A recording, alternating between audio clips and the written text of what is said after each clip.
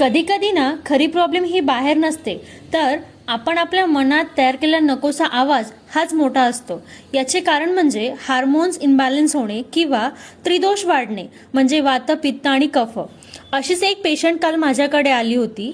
तिच्या म्हणण्यानुसार, डॉक्टर, मी प्रत्येक गोष्टीकडे निगेटिव्ह दृष्टीने बघते, सेल्फ डाऊट घेते किंवा लहानशा गोष्टीवरही ओव्हरथिंक करते. यामुळे सतत शरीरामध्ये थकवा असतो.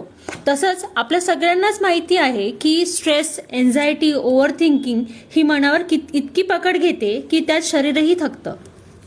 तर यावर उपाय म्हणून गोकर्ण नॅचरोपॅथीमध्ये मी तिला दिलं फ्लावर पॅच मेडिसिन, जे मानवी स्वभावावर काम करतं, ओव्हर थिंकिंग, स्ट्रेस, डिप्रेशनच्या प्रेशरला हलकं करतं.